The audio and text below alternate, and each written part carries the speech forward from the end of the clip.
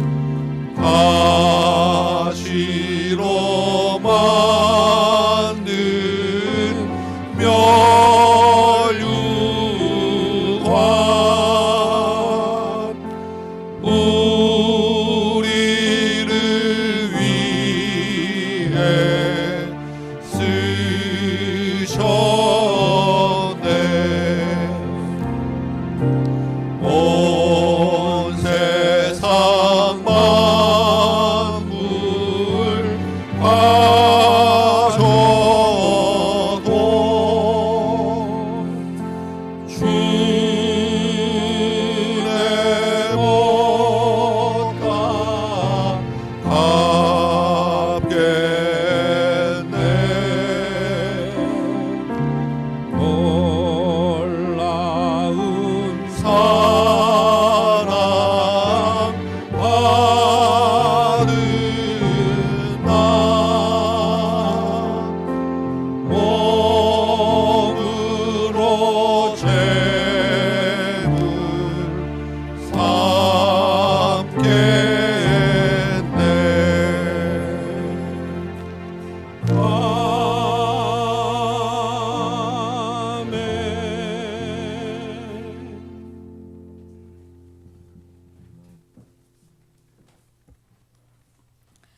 언제나 저희 곁에서 신실하게 함께 하시는 하나님 아버지, 오늘도 귀하고 복된 주일에 주님의 품 안에서 예배드리게 하시니 감사드립니다. 봄의 향기가 곳곳에 가득한 이 계절에 감사와 찬양으로 모든 영광을 주님께 올려드립니다. 오늘도 예배 가운데 임재하여 주셔서 각 사람의 마음에 말씀해 주시고 삶을 새롭게 하시는 은혜를 경험하게 하여 주시옵소서. 한 주간 살아온 삶을 돌아보며 저희의 부족함과 연약함을 고백합니다. 주님을 향한 사랑이 식어지고 말씀을 읽고 기도하는 일에 게을렀던 저희의 모습을 용서하여 주시옵소서. 교회에서 보이는 모습과 일상에서의 삶이 달라 이중적인 삶을 살았던 저희의 위선도 용서하여 주시옵소서. 특별히 직장과 가정에서 참된 그리스도인의 삶을 살지 못하고 주변 사람들에게 하나님의 사랑과 복음을 드러내지 못했던 저희의 부끄러운 모습을 회개합니다. 저희 마음을 주님의 은혜로 씻어주시고 삶에서 진정한 회개의 열매를 맺게 하여 주시옵소서. 민족과 역사를 주관하시는 전능의 하나님 아버지, 이 나라를 위해 기도합니다. 사회적 갈등과 경제적 어려움이 계속되는 상황 속에서 많은 국민들이 불안하고 지쳐 있습니다. 부정과 불의가 아닌 하나님의 공의와 정의가 이 땅에 강물처럼 흐르게 하여 주시옵소서. 이 시대를 이끌어가는 정치 지도자들이 개인의 욕심과 명예를 위해 일하지 않고 국민을 진심으로 사랑하고 섬기는 마음으로 바르게 다스릴 수 있도록 지혜를 허락하여 주시옵소서. 특별히 다음 세대가 살아갈 미래를 생각하며 바른 정책들이 세워지게 해주시고 이 땅에 희망과 소망이 넘쳐날 수 있도록 축복하여 주시옵소서. 사랑과 진리로 다음 교회를 세우시는 신실하신 하나님 아버지, 이 시대의 혼란스러움 속에서도 다음 교회가 하나님의 말씀을 온전히 붙들고 흔들림 없이 견고히 서게 하여 주시옵소서.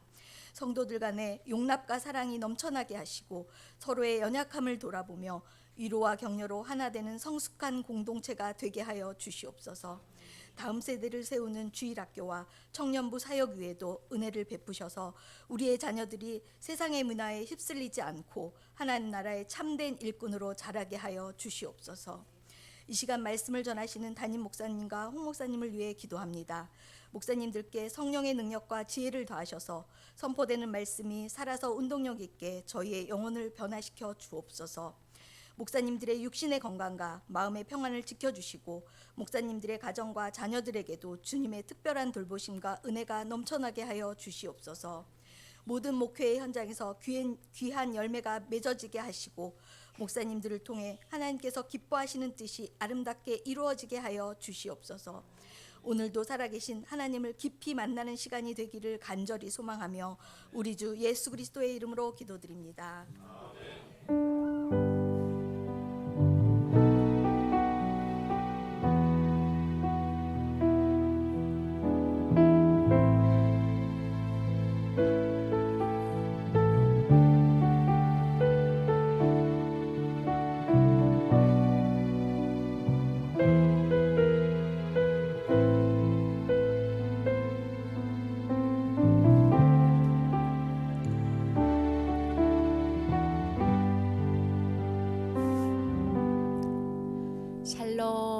하나님 말씀 손에 있는 거 내려놓고 우리 하나님 말씀 읽어볼게요.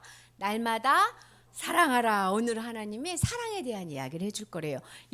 예루살렘에 들어갔을 때 사람들이 왕이다, 우리의 왕이다 라고 얘기했죠. 그렇지만 왕으로서 한 게 아니라 왕으로 뭐 하셨어요? 성전을 깨끗이 했어. 이렇게 해서 하나님께 예배드리는 이곳에서 이렇게 하면 안 된다. 그리고 뭐 하셨지? 대제장들이 와가지고 너가 뭐 때문에 이렇게 하느냐 라고 공격했고, 또 누가 얘기해서 바리새인들이 곤란한 질문했어. 어려운 질문. 세금을 내는 게 좋을까요? 그리고 또 뭐 했지? 사두개인은 아니 부활이 없죠. 부활이 있으면은 이렇게 많은 사람이랑 결혼한 여자는 이 다음에 부활해가지고 어떻게 누구랑 결혼을 하겠습니까? 누구의 아내가 되겠습니까? 이렇게 얘기했더니 예수님이 아니다 라고 얘기해 줬어. 봐봐요. 예수님이 왕으로 들어갔는데 사람들이 다 공격해. 왕이래 놓고서 공격을 막 해가지고 이 사람도 공격하고 이 사람도 공격하고 이 사람도 공격하는데 예수님은 그때 화를 안 내셔.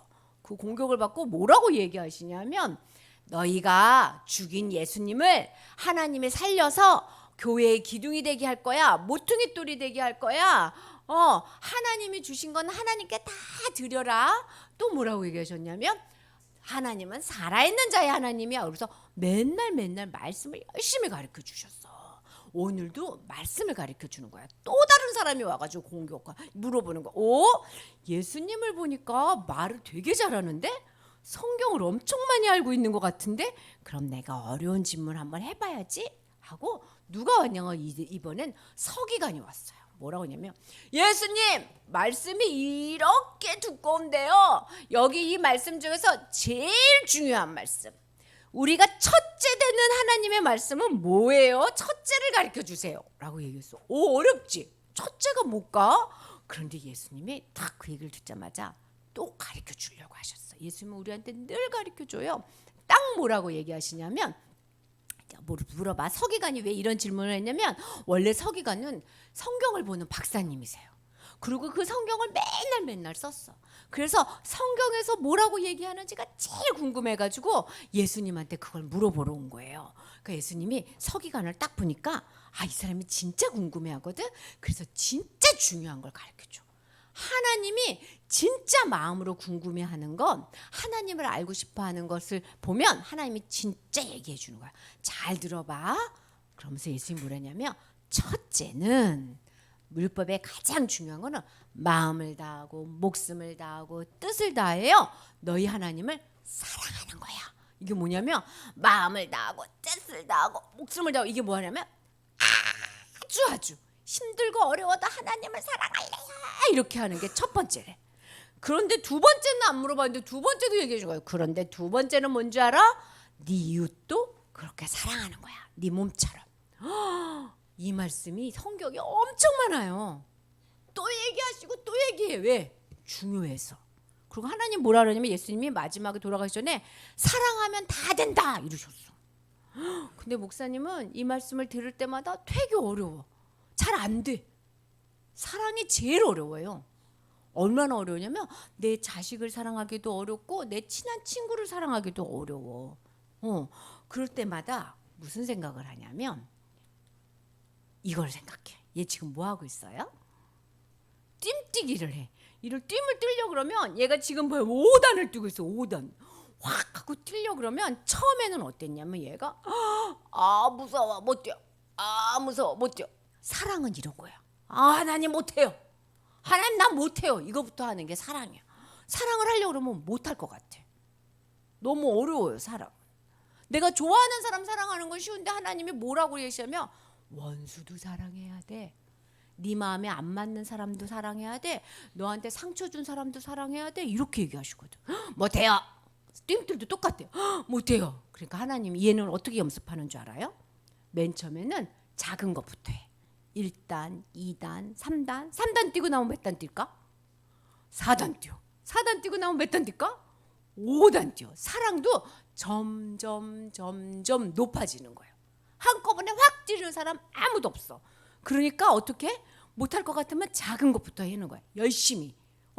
그리고 하나님 뭐랬냐면 얘는 뜀들 뛰다가 처음부터 성공한 게 아니야. 낮은 것도 뛰다가 꽝 다쳐가지고 꼬꾸라지고 넘어지고 아이고 아프라. 사랑도 그래요. 하려다가 보면 아이고 어려워. 아이고 내 마음을 안 알아주네. 아이고 속상해. 이런 일이 너무 많아. 그런데 하나님이 뭐라 그러냐면 사랑은 연습하는 거야. 어려운 말 가르쳐 줄게요. 사랑은 훈련하는 거야. 한번 시험만 해볼까? 사랑은 훈련하는 거야. 저절로 되는 사람 아무도 없어. 첫 번째부터 하는 사람 아무도 없어. 훈련하는 거야. 그러니까 하나님 뭐라고 이야기하냐면 너는 목숨을 다하고 뜻을 다하고 힘을 다하여 사랑을 훈련해. 사랑하란 말은 훈련하라는 얘기예요. 어떻게 사랑해요? 자, 뜀틀처럼 하나님 사랑도 훈련하는 거예요. 그래서 하나님 사랑할 때 어떡하지? 교회 오는 것부터 훈련이야. 아침에 일어나서 교회 오는 거 엄청 어려워요. 아무나 하는 거 아니에요. 어쩔 때는 잘 가고 싶지 않아. 피곤하기도 하고 힘들기도 해. 속상한 일도 있어. 그렇지만 하나님 뭐라 하냐면 훈련하는 거야. 그리고 하나님 뭐라고 얘기하시냐면 예배에 말씀을 듣는 거 집중하는 거 훈련이야. 사탄이 맨날 방해해. 딴 생각하게 해. 그리고 아 재미없어 이렇게 해. 그래도 하나님 뭐냐면 괜찮아 훈련해. 처음부터 잘하는 사람 아무도 없어. 그리고 말씀 보는 것도 훈련하는 거야. 그래서 지금 훈련 중이에요. 우리가 하나님을 사랑하려고. 이웃사랑도 똑같아요.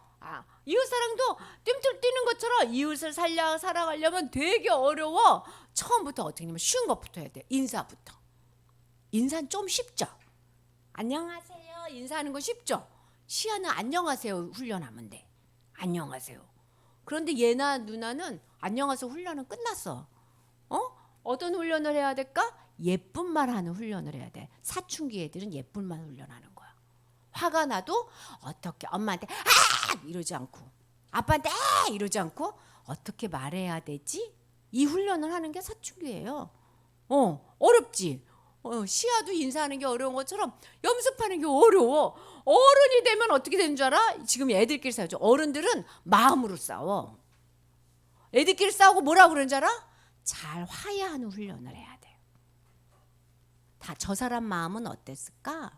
이렇게 생각하는 훈련. 이건 진짜 어려워. 이거는 청년부 되면은 오빠들이 하는 훈련이야. 언니들이 하는 훈련. 이 훈련도 되게 어려워요. 그러다가 점점 크면 어떻게 알아? 내가 너무 열심히 번 돈을 아낌없이 주는 훈련도 해야 돼요. 오늘 우리는 불난 곳에 재난원금을 할 거야. 아우 어떡하냐 저렇게 불이 나서 여기는 누구나 해. 그런데 그거를 덜어다가 아우 나도 해야지 하고 헌금하는 훈련은 또 다른 훈련이에요. 하나님 뭐라 그러냐면 훈련해야 되는 거야. 처음부터 잘하는 사람 아무도 없는 거야. 뜀틀 뛰는 것처럼 사랑하는 것도 훈련해야 돼. 근데 뜀틀 뛰는 사람의 제일 중요한 게 뭔지 알아? 두려움을 이기고 한 단부터 뛰고 실패해도 또 뛰고 또 뛰고 그게 더 어려운 게 아니라 제일 중요한 건 뭐냐면 밥을 잘 먹어야 돼요. 유아야 밥 잘 먹어야 되지. 운동선수들은 유아 형이 야구한다고 밥도 안 먹고 공만 막 치면 야구 잘할 수 있을까? 아마 쓰러질 거야. 뜀틀 뛰는 것도 밥을 잘 먹어야 되는데 사랑을 하는 거는 뭘 잘해야 되냐면 예수님의 밥을 먹어야 돼. 예수님이 나를 얼마나 사랑하는지 날마다 생각해야 돼. 그게 밥 먹는 거예요. 그래야 사랑할 수 있어. 시아야 다른 사람을 사랑하기 어려울 때 예수님이 나를 얼마나 사랑했는지 생각해야 돼. 예수님은 시아를 얼마나 사랑했어요? 예수님의 목숨을 줬어. 시아 때문에. 시아를 위해서 예수님이 죽었단 말이죠. 우리를 위해서 예수님이 죽었단 말이죠. 우리는 그런 사람이에요. 우린 너무 중요한 사람이야. 우린 너무너무 사랑받은 사람이야. 다른 사람이 뭐라고 해도 쫄지 마. 너는 내가 사랑한 사람이야. 하나님이 그 얘기예요. 그래서 지금 하나님 뭐라 그러냐면 얘들아 그러니까 사랑하려면 나한테 딱 붙어 있어야 돼. 그래서 나 때문에 힘을 받아야 돼. 내가 너를 얼마나 사랑하는지 도와줄 거야. 알게 해줄 거야. 예수님이 사랑하는 걸 알고 어떻게 하라고? 사랑하라. 사랑은 그런 거예요. 예수님이 얘기해 준 거 석영한테 첫 번째 하나님을 사랑하고 두 번째 이웃을 사랑해야 돼. 그 뒤에 뭐가 붙어 있어? 나한테 딱 붙어 있어.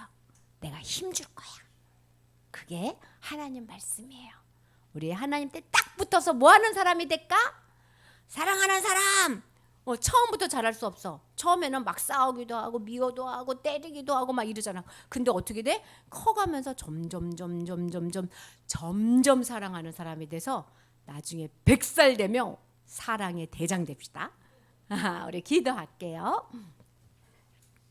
하나님 사랑하라고 얘기해 주셔서 감사해요. 우리가 사랑하기가 진짜 어려워도 예수님이 내 안에서 사랑의 힘을 주실 줄 믿어요. 날마다 예수님을 생각하면서 다른 사람을 많이 사랑하는 훈련하고 점점 더 사랑할 수 있는 사람 되게 해주세요. 예수님 이름으로 기도합니다. 아멘. 아멘. 우리 암송 말씀 한번 해봅시다. 오늘은 굉장히 짧습니다. 네, 한번 보고 다 외우셨을 거예요. 한번 읽어볼까요? 시작. 내 보물 있는 그곳에는 내 마음도 있느니라. 예수님의 말씀입니다. 우리 한번 외워보시기 바랍니다. 내 마음이 어디에 있는지, 내 물질이 어디에 있는지 우리 한번 외우고 암송하면서 우리 마음들을 돌아보시기 바랍니다. 내 보물이 있는 그곳에는 내 마음도 있느니라.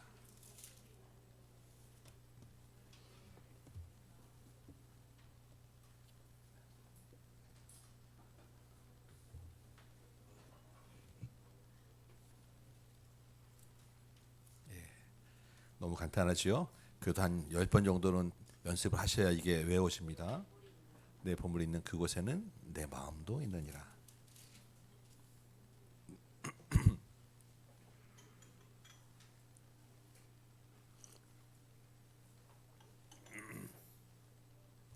내 보물이 있는 그곳에는 내 마음도 있느니라. 내 보물이 있는 그곳에는 내 마음도 있느니라. 네. 자, 우리 같이 한번 해봅시다. 연습 한번 합니다. 시작. 내 보물이 있는 그곳에는 내 마음도 있느니라. 네, 한 번 더 합니다. 시작. 내 보물이 있는 그곳에는 내 마음도 있느니라. 아멘. 자, 우리 일어나서 한번 해볼까요? 네.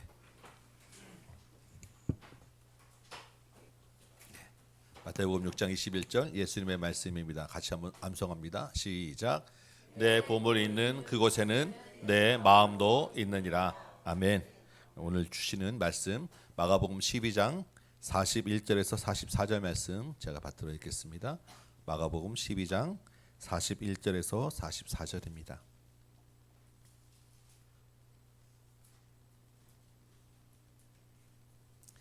41절부터 제가 받들어 읽을 때 하나님의 음성으로 같이 들으시기 바랍니다.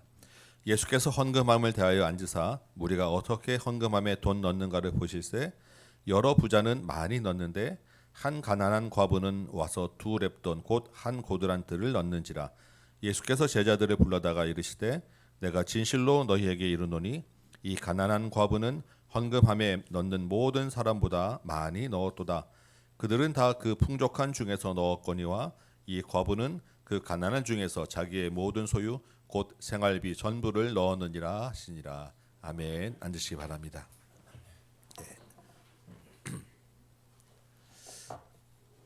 오늘 본문 같이 읽으면서 오늘 설교는 헌금에 대한 이야기를 하시겠구나 여러분 아마 생각하셨을 것입니다. 네, 맞습니다. 오늘은 헌금에 대한 이야기를 합니다. 여러분 중에 그런 분은 안 계실 줄 모르지만 안 계실 것으로 생각되지만 혹시라도 드디어 올 게 왔구나. 공동에 있다마다 맨날 재정 어렵다고 하더니 이제 드디어 헌금 이야기를 하시는구나. 혹시라도 이렇게 오해하지 마시기 바랍니다. 우리 교회는 여러분 아시다시피 특별한 절기 외에는 책 한 권씩 순서대로 본문을 정해서 나가고 있습니다. 그래서 제가 어떤 특별한 의도를 가지고 소위 말하는 그 표적 설교 같은 것을 해본 적은 없어요. 헌금도 마찬가지입니다. 순서에 따라서 본문이 주어질 때마다 헌금에 대한 이야기를 합니다. 그래서 뭐 정해지진 않지만 보통 한 뭐 짧으면 1년, 뭐 길으면 한 2년, 뭐 이렇게 한두 번씩 하는 것 같습니다. 사실 여러분이 제 이야기를 오해하지 않고 들을 정도의 신뢰는 이미 충분히 맺어져 있다고 저는 생각됩니다. 그렇죠? 네, 아멘. 감사합니다. 그런데도 이렇게 설교를 시작하기도 전에 장황하게 주절주절 이야기하는 것은 혹시라도 그만큼 헌금 이야기가 민감하게 들릴 수 있기 때문입니다. 여러분은 그렇지 않으신데 일반적으로는 헌금에 대하여 굉장히 예민합니다. 왜 그럴까? 이유를 한번 조금 생각해 보았는데 여러 가지 이유가 있겠지만 제가 생각하기에 아주 중요한 이유 중에 하나는 내 것을 준다라는 생각이 깔려 있기 때문 아닌가 생각합니다. 물론 내가 정말 수고해서 번 돈이고 나의 여러 필요를 위해서 써야 될 돈입니다. 그리고 그 돈이 대부분은 항상 빠듯합니다. 그 빠듯한 가운데서 떼어서 누구에게 준다라는 것이 쉬운 일이 아닙니다.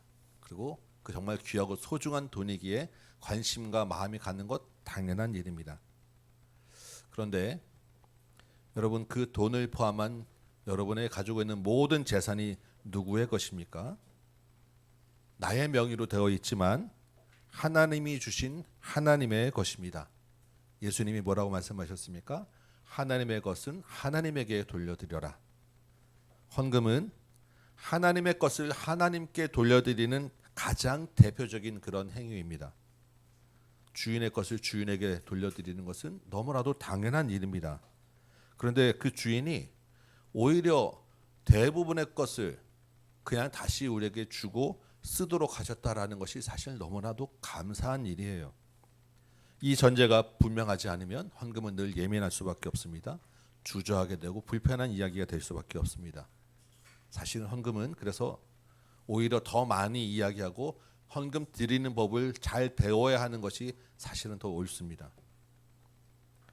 제가 알기로 여러분 모두 정말로 최선을 다해서 하나님께 돌려드리고 계시다라고 저는 알고 있고 믿습니다.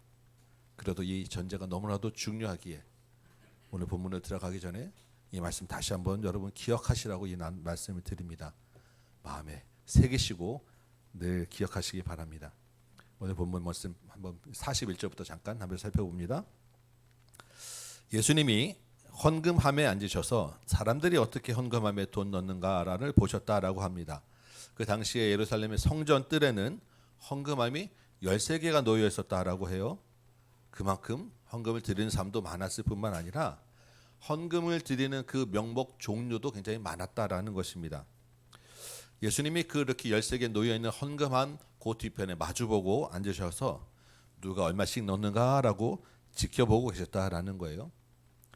제가 뒤에 서서 여러분 헌금 봉투에 얼마씩 넣는가 이렇게 보고 서 있으면 굉장히 불편하시죠. 다시 헌금은 하나님께 드리는 것이기 때문에 누가 그것을 지켜보고 있다라는 것은 굉장히 불편한 일입니다. 그런데 예수님이 지금 그렇게 불편한 일을 굳이 하고 계시다라는 것입니다. 그런데 가만히 생각해 보면 그렇게 헌금하는 것이 헌금을 누가 보는 것이 불편한 일인데도 불구하고 오히려 마음에는 좀 봐줬으면 하는 사람들이 있었기 때문 아니겠습니까? 여러분 누가 좀 그 헌금하는 것을 좀 봐줬으면 좋겠다라는 마음을 품는 사람이 누가 있겠습니까? 부자, 많이 넣는 사람, 그렇지 않겠습니까? 당시에 헌금함은 이렇게 네모난 게 아니라 이제 위에는 좀 둥그렇고 밑에는 좀 가늘어서 이렇게 나팔 모양처럼 이렇게 생긴 그런 헌금함이 놓여 있었습니다. 그리고 당시에는 다 돈이 동전이에요. 화폐 단위가 지폐는 없고 동전입니다. 그 화폐 단위에 따라 동전이 크고 무겁고 작고 이 차이가 있을 뿐이에요. 그러면 그 헌금함에다 동전을 넣으면 어떻게 됩니까? 소리가 나요. 그러면 동전의 무게에 따라서 또 동전 개수에 따라서 소리가 다르게 들릴 수밖에 없는 것입니다. 어떤 사람들은 동전을 여러 개 넣으면서 한꺼번에 넣지 않고 또 하나씩 넣게 되면 그것이 다 보이게 되고 떨어지는 소리들은 다 들리게 되어 있는 것입니다. 얼마씩 넣는지 충분히 과시할 수 있는 그런 헌금이었어요.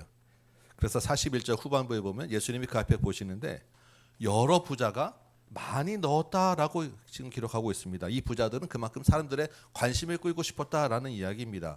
예수님뿐만 아니라 다른 사람들도 그것을 보고 있었다라는 이야기예요. 그런데 42절 보니까 가난한 과부 한 명이 와서 2렙돈 곧 한 고드란트를 넣었다라고 되어 있습니다.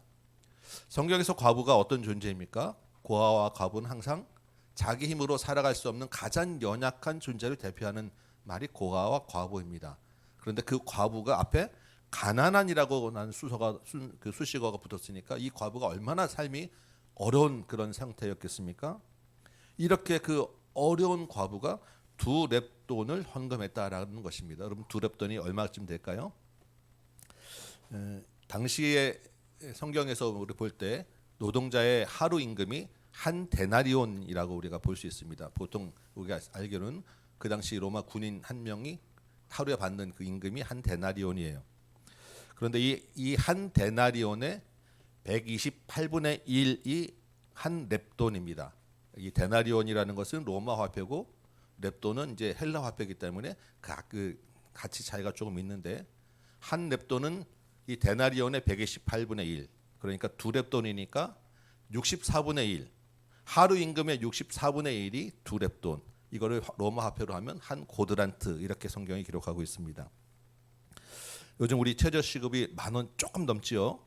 우리가 하루 8시간 근무한다고 치면 8만 원, 그냥 계산하기 쉽게 8만 원.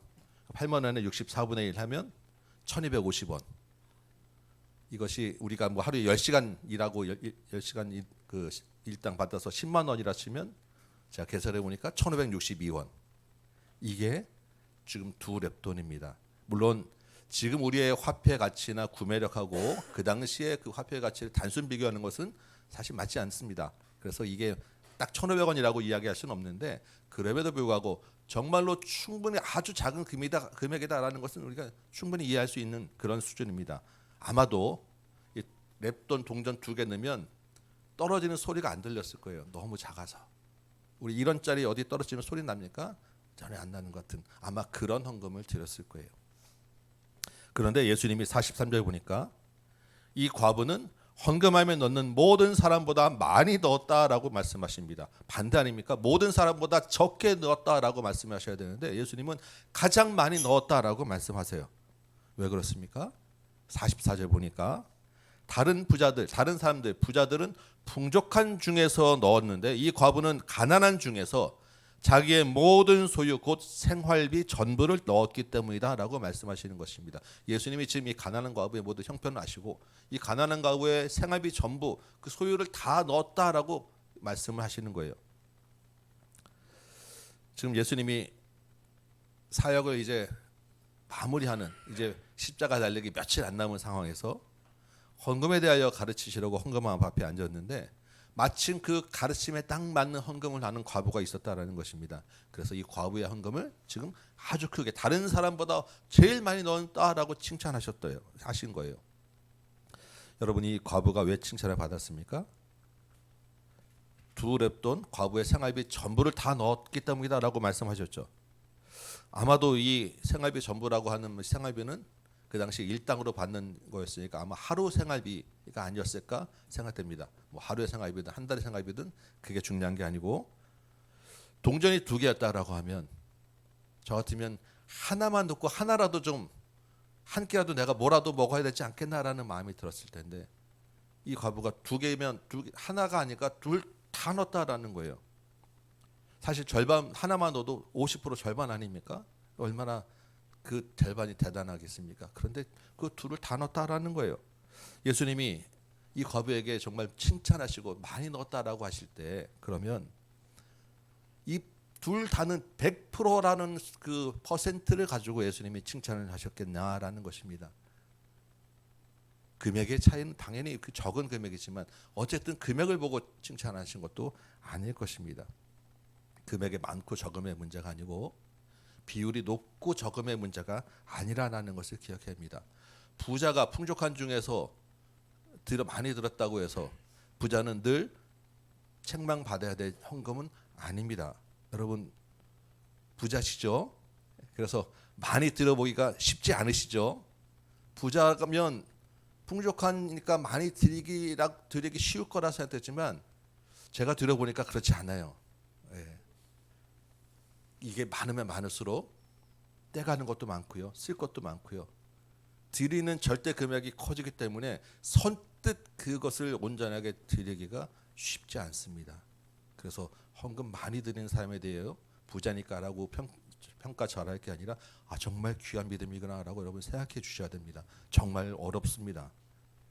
예수님의 칭찬은 그런데 그렇게 금액이 크다라고 또는 비율이 많다라고 그런 것 가지고 칭찬하는 것이 아니라는 것을 기억하셔야 됩니다.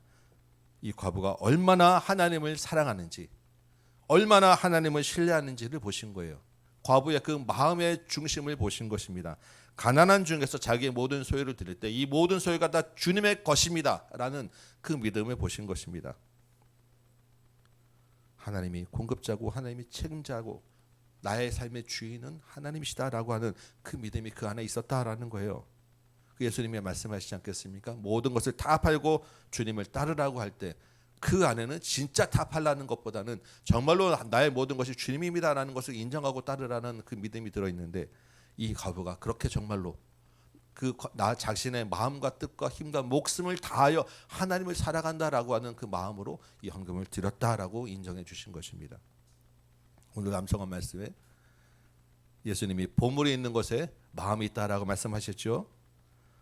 우리가 돈을 어떻게 쓰는지를 보면 우리의 우선순위가 무엇인지 알 수 있고 우리의 주인이 누구인지 알 수 있습니다.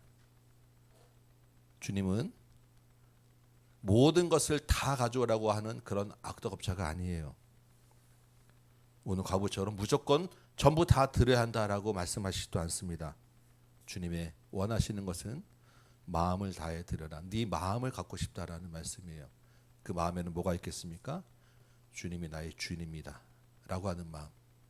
그래서 내가 모든 것을 다해 주님을 사랑합니다 라고 하는 마음. 이 마음을 담아서 드리는 것을 기뻐하십니다. 그럼 마음을 다해 드린다고 할 때 그러면 어떻게 얼마를 드리면 좋은가라고 할 때 사도 바울이 조금 그래도 우리에게 참고할 만한 지침을 헌금에 대해서 주고 있습니다. 우리 고린도후서 9장 7절을 좀 찾아보기 원합니다. 고린도후서 9장 7절입니다.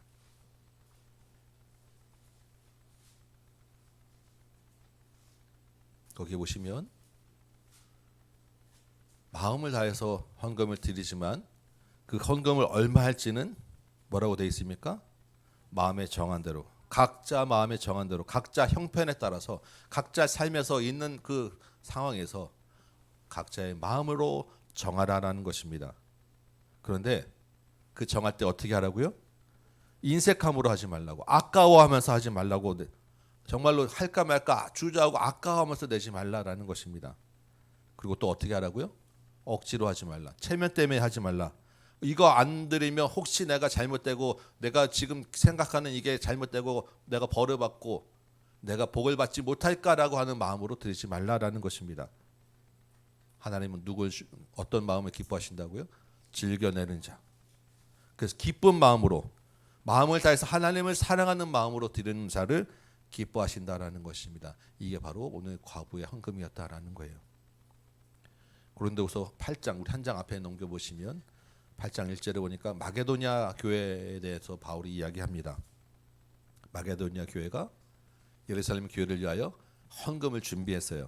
그런데 이 마게도냐 교회가 넉넉한 것이 아니라 이 사람들이 환난 가운데, 어려운 가운데 있었습니다. 그런 어려운 시련을 겪으면서도 기쁨이 넘쳤다라고 합니다. 헌금을 준비함에 있어서 정말로 그 로마의 그 핍박과 주변의 어려운 환경 가운데서도 이 헌금 드리는 것을 기쁨으로 준비했다라는 거예요. 또한 그 사람들이 부자가 아니었다라고 하죠. 극심한 가난에 쪼들렸다라고 이야기합니다. 그런데도 불구하고 그 가운데서 넉넉한 마음으로 마음에 작정하고 헌금을 준비했다라는 것입니다. 그래서 3절에 보니까 그들이 힘이 닿는 대로, 그냥 형편에서 그냥 적당한 대로도 헌금하였지만 또 어떻게 했다고요? 힘에 지나는 대로, 살짝 그 형편에 부담이 되는 대로 헌금을 하였다라는 것입니다. 이게 우리에게 주시는 헌금에 대한 기본적인 지침과 원리입니다. 그래서 5절에 보니까 사도 바울이 이렇게 힘에 지나는 대로 헌금한 이 사람들, 어려운 가운데 가난 가운데 헌금한 이 사람들에게 뭐라고 얘기하냐면 그들은 자신을 주께 드렸다라고 이야기하는 것입니다. 이게 헌금이에요. 물질이 가지만 마음을 드리는 것, 나를 드리는 것이 헌금입니다. 그렇기 때문에 그냥 쉽고 가볍게 드리는 것이 아니라 정말 나를 드리는 마음으로 살짝 어렵고 부담이 있지만 그럼에도 불구하고 주님 것입니다라는 인정하는 믿음이 들어있어야 그것이 헌금입니다. 예전에 우리 교인이 아니신 분인데 제가 그분의 헌금 봉투를 이렇게 받고 너무나 감동을 받은 적이 있어요. 큰 금액이 아니었습니다. 작은 금액이고 10원까지 있는, 끝점까지 있는 그런 헌금 봉투예요.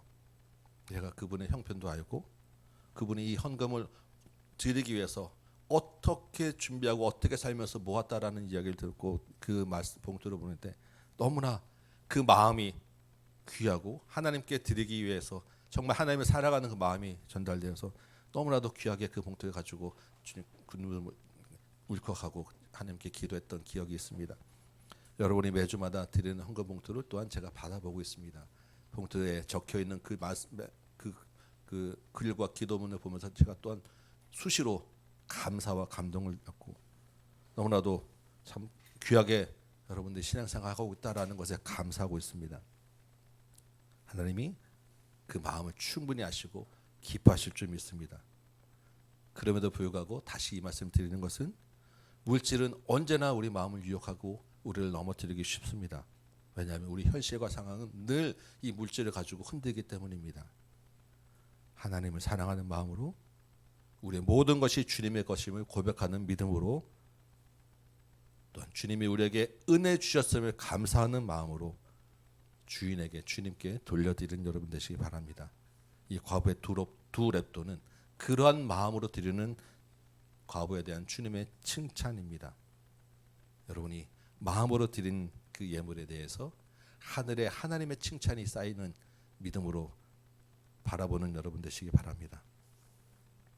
이 본문의 그 가난한 과부의 헌금에 대해서 우리 묵상할 때 우리는 이렇게 예수님이 헌금을 잘 드린 과부에 대한 칭찬으로 주로 받습니다. 그런데 이 말씀을 가만히 또한 생각하고 묵상해 보면 예수님의 말씀 가운데는 칭찬 말고 다른 것이 들어있다라는 것을 생각하게 됩니다. 예수님이 이 헌금에 대해서 과부를 칭찬한 것 말고 본문이 주고자 하는 메시지가 여러분 또 무엇이 있겠습니까? 예수님의 그 마음에 뭐가 있겠습니까? 예수님은 지금 과부를 칭찬하지만 또한 한편으로는 탄식하고 있습니다.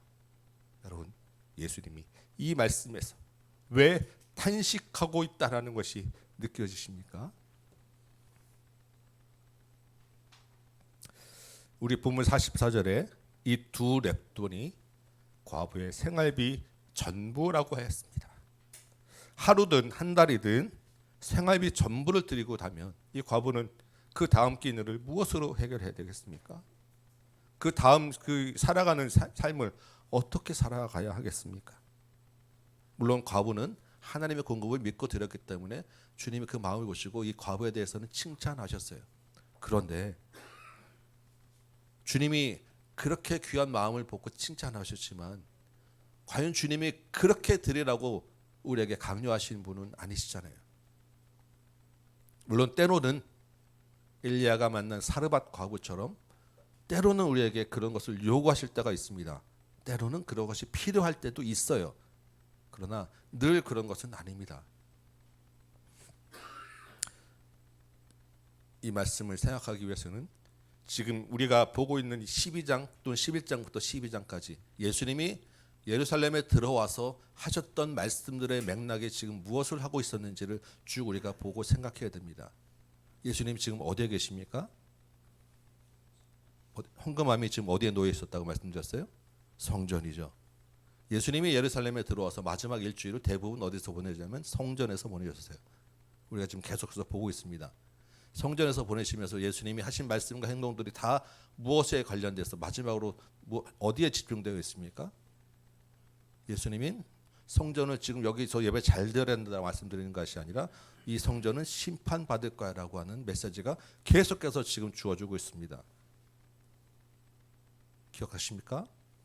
무화과 나무로 있었고 성전을 청결하게 하신 사건도 있었고 성전 관계자들과 바리새인과 종교 지도자들과 계속해서 논쟁하는 그 이면의 모든 것에는 성전에 대한 심판이 주 메시지에 깔려 있고 새로운 성전이신 예수 그리스도로 다시 부활될 것에 대한 말씀이 지금 깔려 있습니다.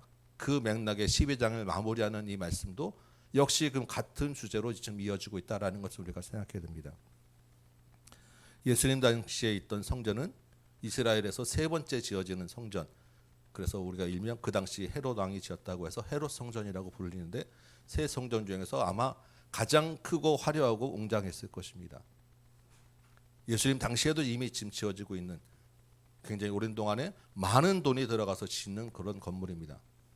그렇게 성전을 짓기 위해서는 뭐가 필요하겠습니까? 헌금이 너무너무 많이 필요한 거예요. 소위 말하는 건축 헌금이. 성전뜰에 헌금함을 13개나 늘어놓고 헌금을 하도록 한 것은 그 성전에 들어가는 건축비를 감당하기 위한 목적이 굉장히 컸던 것입니다. 그래서 그 헌금을 거두기 위해서 헌금에 대한 많은 강조와 강요와 헌금을 내도록 몰아가는 그런 분위기들이 있었고 그 안에 이 가난한 과부가 생활비 전부까지 통틀어서 드리도록 만드는 그런 그 당시에 종교 지도자들의 그런 그 악습과 그런 타락한 마음들이 그 안에 있었다라는 거예요. 예수님이 그 모습을 보면서 과부의 마음은 믿음은 너무나도 칭찬했지만 그렇게 타락해가는 성전을 볼 때 너무나도 안타까운 마음으로 이 과부가 생활비 전부를 넣었구나라는 탄식을 하시고 그 안에는 이 성전에 대한 심판이 깔려 있다라는 것을 우리가 좀 기억해야 합니다.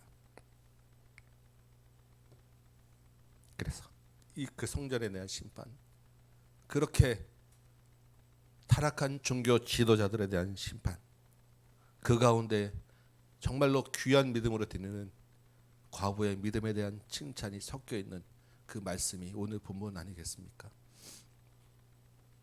우리가 이 시대에 많은 사람들이 헌금에 대해서 마음 아파하고 부정적으로 보게 된 그 많은 이유 중에 하나도 그동안에 우리가 이러한 모습들을 닮아왔기 때문이 아니었나 생각이 됩니다. 저는 그 어릴 때부터 부흥회를 참 많이 다녔었습니다. 예전에는 교회마다 동네마다 정말 부흥회가 정말 많았고 부흥사들이 정말로 많으셨어요. 그래서 동네 어느 유명한 부흥사가 와서 어느 교회에서 집회하면 우리 교회 말고 다른 교회, 이 교회 저 교회 부흥회를 많이 어머니와 같이 쫓아다녔던 기억이 있습니다. 그런데 다 그런 건 아니지만 지금 생각해 보면 많은 그런 부흥의 목적이 성전 건축이나 재정 확보를 위한 것에 있었다라는 것을 생각하게 됩니다. 어느 한 유명 부흥사가 오셔서 그당 이제 제가 다녔던 교회였던 것 같아요. 부흥회를 하는데 집회 마지막 날에 이제 마지막 저녁 시간에 다둔가무라 그러고 헌금 작정을 시켰어요. 그래서 뭐 제가 금액을 얼마라고 얘기하진 않지만 얼마 하실 분, 제일 이제 큰 금액부터 얼마 하실 분 손 드세요. 처음에는 제일 큰 금액은 거의 안 들었던 것 같아요. 그 다음 그보다 좀 낮춰서 그 다음에 얼마 하실 분 손 드세요 그러는데 저희 할아버지의 이름을 부흥사가 부르고 아무개 장로님이 작정하셨습니다 그러고 막 칭찬하는 거예요. 눈 감고 있다가 깜짝 놀라가지고 제가 눈을 딱 떠봤는데 저희 할아버지가 이렇게 머리 숙이고 이렇게 손을 들고 계시더라고요. 초등학교 시절이지만 제가 알기로는 우리 할아버지가 그런 금액을 감당할 수 있는 분이 아니었어요. 너무나도 어려운 형편이었고 그 할아버지의 자식들 우리 뭐 삼촌, 뭐 이모, 고모들도 마찬가지였고 저희도 마찬가지였고 제가 그 어린 마음이지만 그거 저거 어떻게 하시려고 하는지라고 하는 걱정이 제 마음에 들 정도였었습니다. 그렇게 금액을 낮춰가며 손을 들고 이름을 부르고 전체 얼마 정도 모금을 하고 집회가 끝났었어요. 나중에 저희 할아버지가 그 헌금을 어떻게 드렸는지는 잘 모르겠습니다. 드렸는지 그냥 잊어버리셨는지 어쩐지 제가 알 수가 없는데 지금도 그 집회와 그 헌금을 가끔 제가 생각을 하게 되고 주님이 그 장면을 뭐라고 하실까라고 하는 생각을 해보게 됩니다.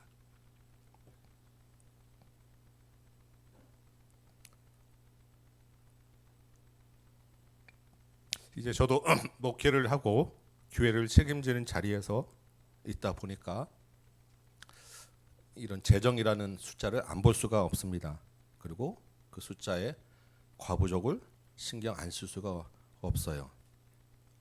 올해 초에 이제 이런 그 음향 장비들을 좀 교체를 해야 되기에 좀 큰 공사를 좀 해야 했고 갑자기 빔 프로젝트가 또 고장 나서 이걸 어떻게 할까 하다가 TV로 교체를 하였습니다.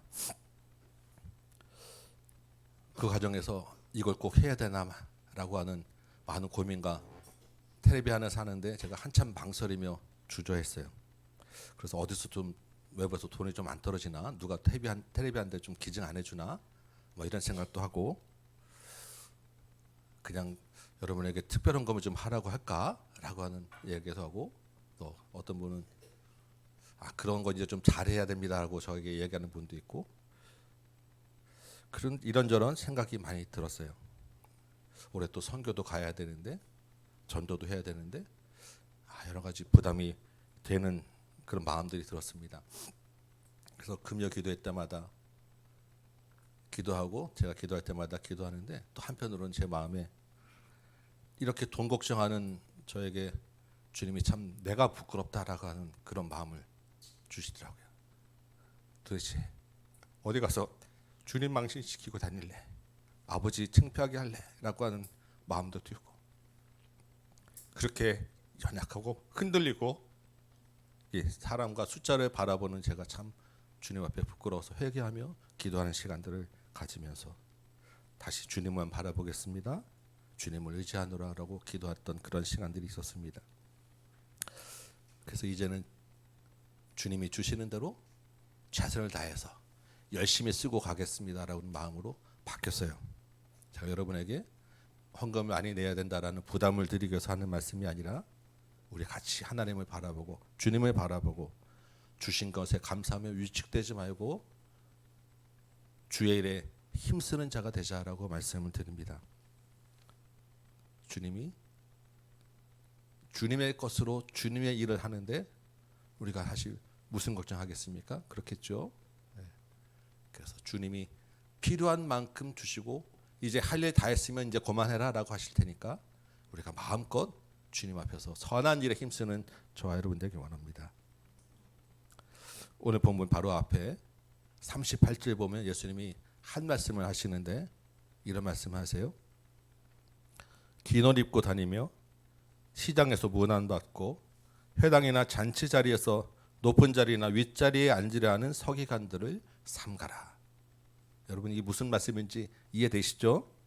다른 사람 앞에서 잘났다고 티내고 인정받으려는 사람들하고 가까이 하지 말고 그 사람들 따르거나 부러워하지 말라라는 것입니다. 왜냐하면 하나 덧붙이는데, 이 사람들은 과부의 가산을 삼키고 외식으로 길게 기도하는 자이기 때문이다라고 이야기를 해요. 이거는 좀 설명을 좀 드려야 될 것 같습니다. 지금 이렇게 긴 옷 입고 과부의 그 가산을 삼키고 외식으로 길게 기도하는 사람이 누구냐면 서기관이라고 지금 이야기를 합니다. 물론 서기관뿐만 아니라 종교 지도자들 대부분이에요. 이 사람들은 긴 옷 입고 시장에 다니면 눈에 탁 튀게 돼 있습니다. 그래서 자기 자신이 이렇게 늘 튀고 윗자리에 앉으려고 하는 사람인데, 이 서기관이라고 하는 사람이 하는 일은 주로 율법을 연구하고 해석하는 일이라고 말씀드렸어요. 그러다 보니까 그 당시에 이 사람들이 어떤 일을 했냐면, 지금 우리로 치면 법무사 같은 일을 했습니다. 변호사, 법무사. 그러니까 어떤 그 상속에 관한 과부가 생기면 그 재산을 유산을 처리해주고 할 때 법률적으로 또는 율법에 맞게 정리해주고 하는 일들을 대행해주는 일들을 이 서기관들이 했던 것입니다. 그런데 우리도 누군가 뭐 필요할 때 법무사나 변호사 찾아갈 때 어떻게 하죠? 누가 좀 잘하나? 어디서 유명한 사람이 있나? 뭐 이런 것들을 찾지 않겠습니까? 그만큼 이제 그런 업무를 내가 맡으려면 내가 잘한다라고 하는 것이 드러나야 되는 거예요. 그런데 그 잘한다라고 하는 기준이 뭐냐면 오래 기도하는 것으로 잘한다라는 것을 평가했다라는 것입니다. 서기관들, 그래서 우리가 보면 그 사람들이 볼 때 저 서기관은 2시간짜리 기도, 저 서기관은 3시간짜리 기도하는 사람, 저 서기관은 4시간짜리 기도하는 사람. 그럼 4시간짜리에게 맡겨야지라고 이렇게 찾아가면서 맡기고 일을 처리했다라는 거예요. 근데 공짜로 하지 않죠. 뭘 줘야 됩니까? 수임료라는 걸 내야 되는데, 그 4시간짜리 기도하면 당연히 많이 받겠죠. 과도하게 많이 받아서 그것을 챙기고, 그 과정 중에서 수임료만 챙기는 게 아니라 잘 모르니까 다른 사람들은 적당히 그 재산의 일부도 빼돌리고 이런 일들을 해서 어려운 사람들 더 어렵게 만드는 일을 서기관들이 하고 있었다라는 거예요. 지금 예수님의 말씀이 지금 그런 말씀입니다. 그래서 마지막에 이 사람들에게 뭐라고 이야기합니까? 그들이 받는 판결이 더욱 중하리라라고 말씀하셨어요. 선생으로서 바른 길로 인도해야 될 책임 있는 자들이 겉으로는 위선이 가득하고 속으로는 탐욕에 빠져 있으니까 더 엄한 심판을 받게 될 거야 라는 말씀을 하셨습니다. 이 말씀이 우리에게 적용된다면 목회자나 지도자들에게 더욱더 책임 있는 말씀일 것입니다. 그렇지만 반드시 목회자들에게만 해당되는 말씀은 아니라는 것을 기억하셔야 됩니다. 이 말씀이 이어서 지금 과부의 그 헌금에 대한 이야기가 연결됩니다.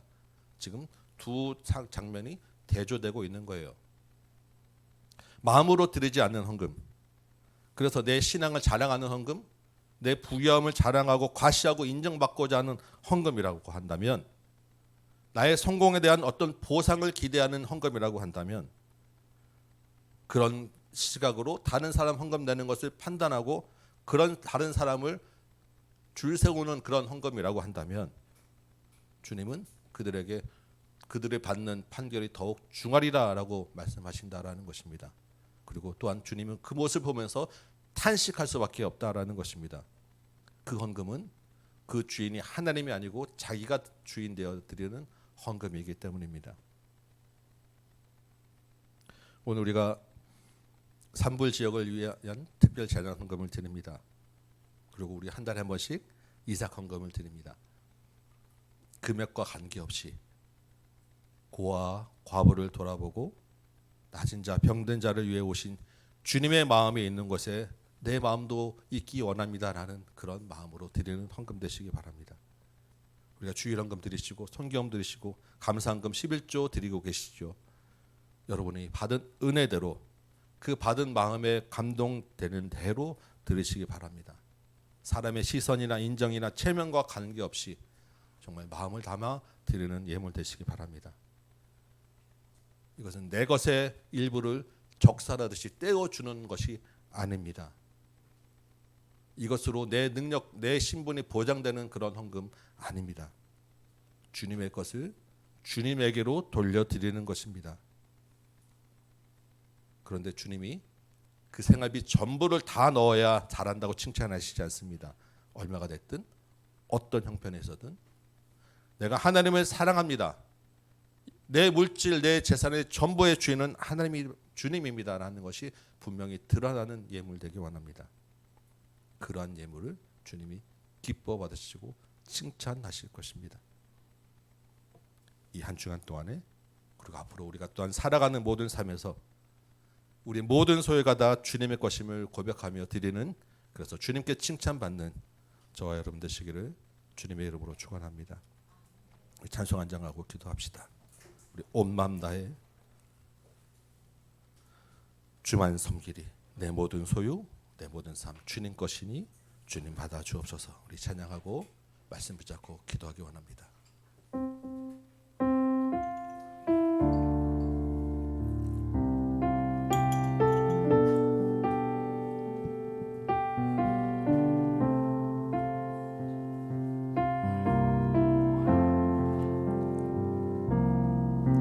주님과 함께하는 이 고요한 시간, 주님의 보좌 앞에 내 마음을 쏟네. 모든 것 아시는 주님께 감출 것 없네. 내 맘과 정성 다해 주 바라나이다. 온 마음 다해 사랑합니다. 주님 사랑합니다. 온 마음 다해 주 알기 원하네. 내 모든 삶 당신 것이니 주만 섬기리. 온 마음 다해 나 염려하지 않아도 내 쓸 것 아시니.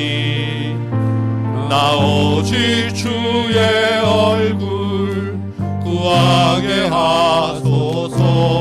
나 이해할 수 없을 때라도 감사하며 날마다 순종하며 주 따르오리다. 온 마음 다해 사랑합니다. 온 마음 다해 주 알기 원하네. 내 모든 삶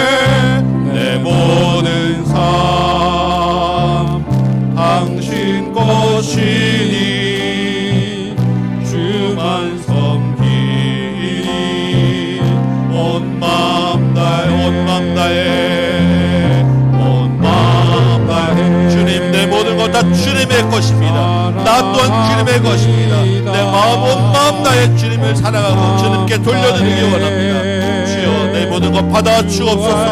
아멘. 주님 내 모든 삶 당신 것이니 주만 섬기리 온 마음 다해. 아멘. 우리 이 시간에 같이 말씀 붙잡고 기도합시다. 주여 주님이 나에게 은혜로 주셨는데 내가 내 것인 줄 착각하고 내 소유로 삼고자 살아왔음을 고백합니다. 주님 나의 교만함을 용서하시고 나의 욕심을 용서하시고 주님께 온전히 돌려드리지 못한 것, 다른 사람에게 보이려고 했던 것, 이것으로 내가 칭찬받고 내가 잘되는 것을 바라기 위해서 드렸던 것, 나의 부족한 것 다 주님 용서하여 주옵시고 온 마음 다해 온전히 나의 모든 소유 주님의 것임을 고백하는 믿음으로 드리게 하여 주옵소서.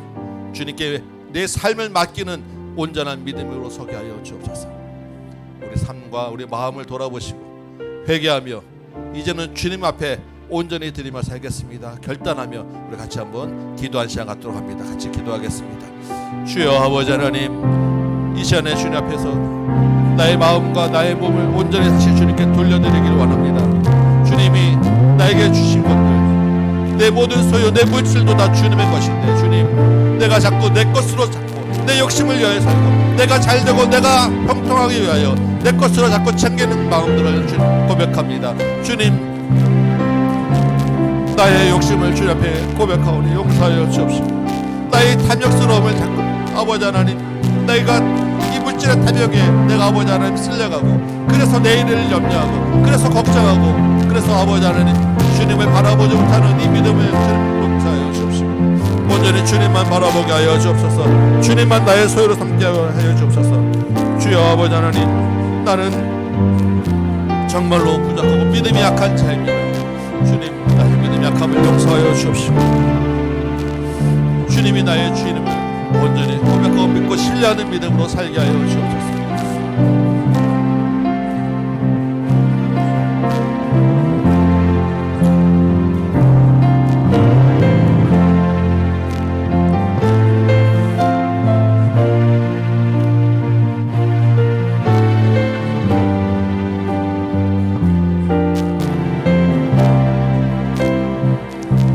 주님, 내 모든 삶 다 주님의 것입니다. 주만 섬기고 주님만 찬양하며 살게 하여 주옵소서. 내 쓸 것 염려하지 않아도 주님이 아시는 점 있어 주님을 믿고 따르는 자에게 또한 오늘 쓸 것 주님이 넉넉히 주시는 점 있어 나에게 가장 좋은 길로 좋은 것으로 인도하시고 공급하시는 분이 우리 주님인 점 있사오니 주님, 그 믿음으로 살게 하여 주옵시고 주님, 그 믿음으로 내가 주님께 나아가도록 도와주옵시고 정말 주님만을 위하여 주님 나라 위하여 선한 일을 위하여 힘쓰고 애쓰는 자 되도록 도와주옵소서. 주님 앞에 물질에 정직한 자 되게 하시고 물질로 인하여 내 주님의 믿음의 양심이 상하지 않도록 도와주옵소서. 아버지, 주님 앞에 정말 주님의 것임을 믿음으로 예물 드렸사오니 산불 지역에도 주님 위로로 도와주시고 아버지 하나님, 이 선한 지역 어려운 곳에 있는 이들에게 주님의 사랑과 빛이 마음에 전해도록 도와주옵소서.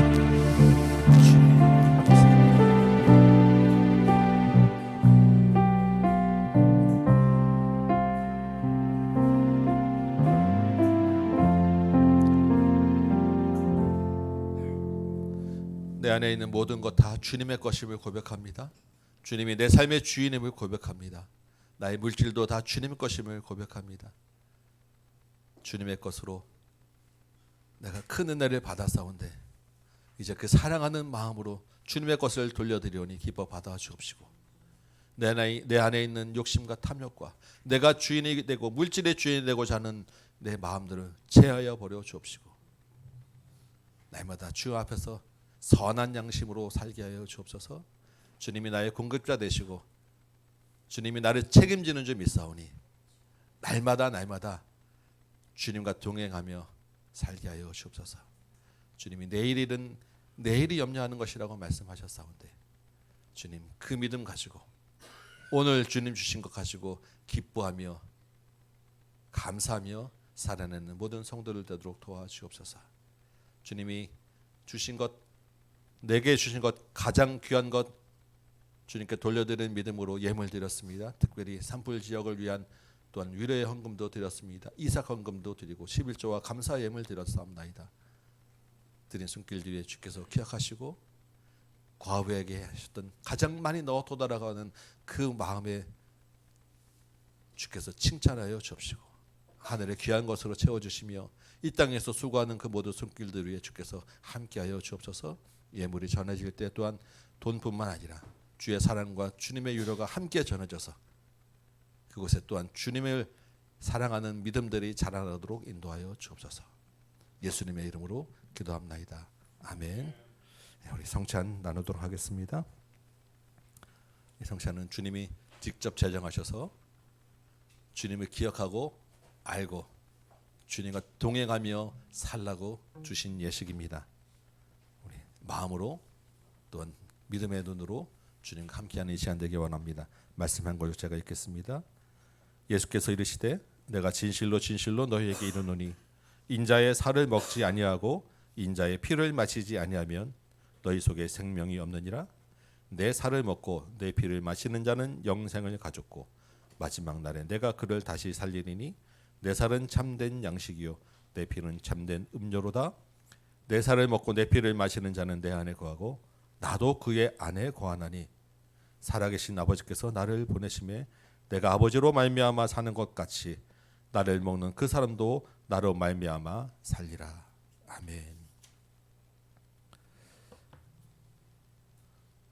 주님이 잡히시던 날 밤에 떡을 가지고 축사하시고 제자들에게 떼어 주셨습니다. 이 시간에 주의 말씀을 따라 같이 여러분에게 떡을 나누어 드립니다. 십자가를 묵상하시며 주님의 몸에 한 몸으로 연합하는 이 시간 되시기 바랍니다. 기도하겠습니다. 이것은 너희를 위하여 주는 내 몸이니 이것을 행하여 나를 기념하라. 이제 우리가 주님의 뜻을 받들어 이 성찬에 참여합니다. 떡을 나눌 때 주님의 몸을 대함같이 신령함이 우리에게 있게 하여 주옵시고 생명의 능력으로 주님과 하나 되고 연합되는 귀한 시간 되도록 도와주옵소서. 예수님의 이름으로 기도합니다. 아멘.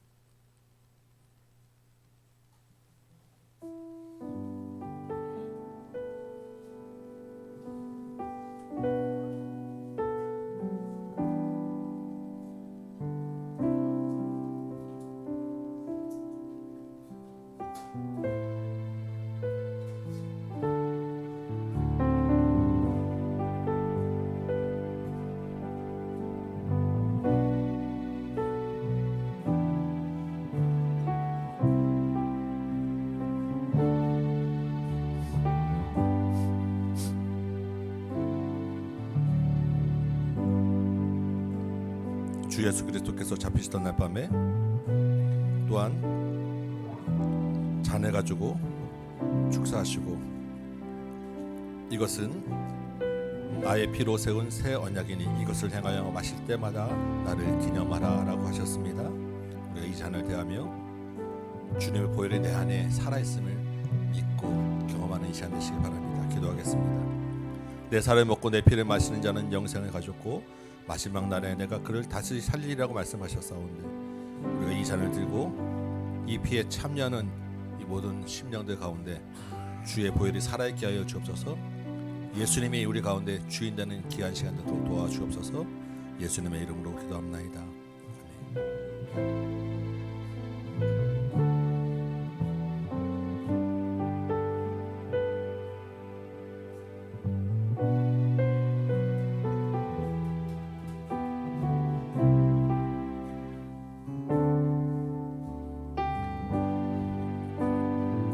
받으시고 그 뒤에 잔을 받으시기 바라고 순서대로 떡과 잔이 올 때까지 주님의 몸과 피를 묵상하시며 그 피와 그 살이 내 안에 살아있음을 기억하며 기도하시며 준비하시기 바랍니다.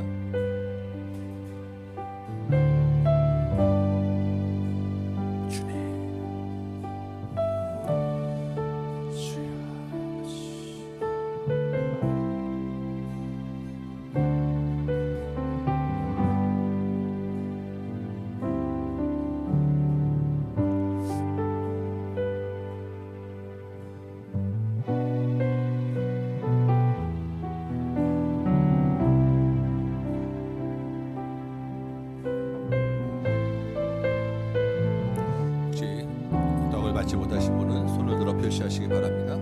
세례 교인 중에서 참여하지 못하신 분 손을 들어 주시기 바랍니다.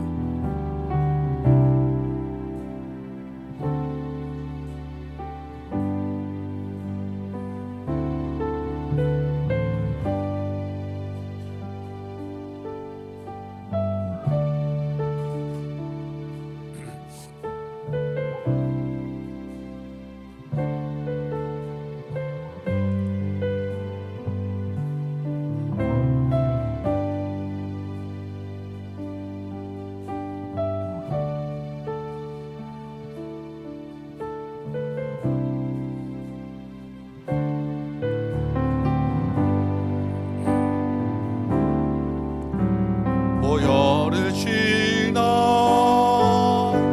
하나님 품으로 보혈을 지나 아버지 품으로 보혈을 지나 하나님 품으로 한 걸음씩 나아간 존귀한 주 보혈 존귀한 주 보혈이 내 영을 새롭게 하시네 존귀한 주 보혈이 내 영을 새롭게 아멘 보혈을 지나 보혈을 지나 하나님 품으로 보혈을 지나 아버지 품으로 보혈을 지나 하나님 품으로 한 걸음씩 나가네 아멘. 고맙고 감사하신 아버지 하나님, 그리스도께서 이 땅에 오셔서 자신의 몸과 피를 흘리시고 우리를 구원하셨습니다. 우리가 이 시간에 그 주님의 살과 피를 먹고 마셨사오니 우리 안에 그리스도께서 살아있게 하여 주옵시고 살아계신 주님과 내가 하나 되는 은혜도 경험하게 하여 주옵시고 주님과 동행하여 주님의 자녀로 이 땅을 또한 살아갈 수 있도록 도와주옵소서.